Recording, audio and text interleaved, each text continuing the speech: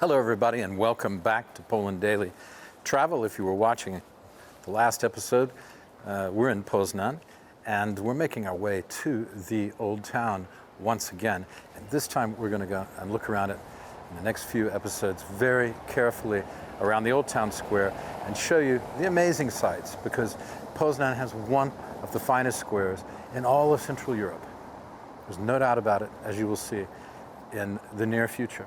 Behind me though, worth remarking, look at this reddish building here, reddish stone building. This is the Basilica, and we'll be talking more about that later.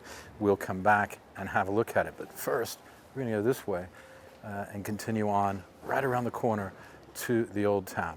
Stay with us. Right, it's very, very easy, folks. I want you to remember this. Look, behind me is Freedom Square, and you can walk right down that street through the center of Poznan and go all the way to near where you turn left for the train station. You'll pass the theater, you'll pass a number of banks, government buildings, the National Gallery in Poznan. Just on the corner up here, this huge building with the green roof. Then here is the old town. You can walk right through here and keep going till you hit the river and come to the cathedral. So this is a main street here. And because of that, it's called Paderewski Street, because who was more famous? Okay, there's people more famous, but not many more important than Ignacy Paderewski. And I love, why do these people ride bicycles so fast around people? I don't understand that. Anyway, this is a rant. We'll have to do that later. Let's go see it, okay? Paderewski Street into the Stary Rynek. Let's go.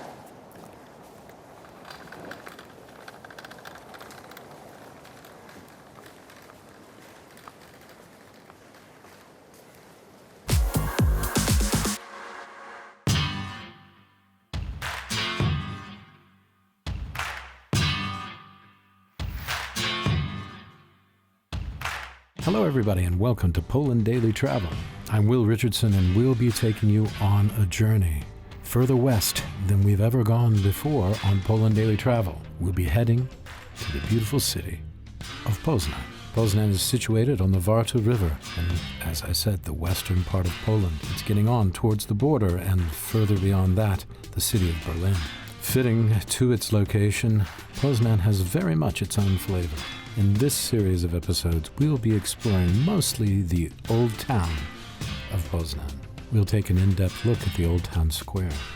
We'll explore its Renaissance facades. We'll watch two old goats butt heads in the old town hall tower. And before it's all over, you will have a very good idea of the medieval and Renaissance flavor of the town. It is definitely a gourmet dish, and I think you'll enjoy it a great deal. We'll also take a look at Cathedral Island. This is where the first ruler of Poland, Mieszko, was anointed. It's an ancient building. The first stones were put in place in the year 970. Imagine that. Well, it's time to go. Poznan is waiting.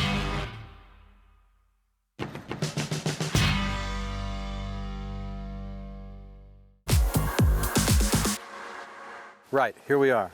Okay, I believe this is the northern side of the square. I'm going to take this off because it's getting, despite what you may see with other people, it's getting a bit warm now, which is nice. Be in the 60s today in Fahrenheit, around 17, 18 degrees. This is what we've come to see. In this particular part of the square, you really have to start here. That's it. The old town hall. And in medieval times, the town hall, of course, was extremely important. This town hall was first constructed in the 1300s. You may remember from previous episodes, there was a lot of activity in this particular time, the 1300s. Then the 1400s and 1500s, you had the beginning of Poland's rise to greatness. 1500s, of course, the golden age of Poland. Now, you look at this building behind me, Yes, like many buildings in the history of Poland, this is not the original. I'm sorry to tell you that, but it did look like this. The tower and most of the, well, you can see the Renaissance features were added during the 1500s by an architect from called Quadro from Lugano, I believe, northern, of course, Italy in the Alps. And at one time, this building, pretty much as you see it now, from that time, in fact, from the 1500s, was known as the most beautiful building north of the Alps. I don't know if that's because Quadro was from Lugano, and he just figured that anything that would be beautiful beyond his native town, which is in the Alps, of course, great skiing place for a lot of people. I guess he figured that the only other building that could be more beautiful than anything in Italy would be a building that I would design myself. And he did it here in Poznan. Yeah. It's been destroyed many times. There were, of course, fires. There are always fires because these buildings had wooden structures. They often caught on fire. They were heated using open fire. But not only that, it was also, destroyed in the Second World War by shelling and from the air, like much of Poland and much of Europe, of course. If you read your history or watch a few documentaries, you will see exactly how much of Poland was destroyed.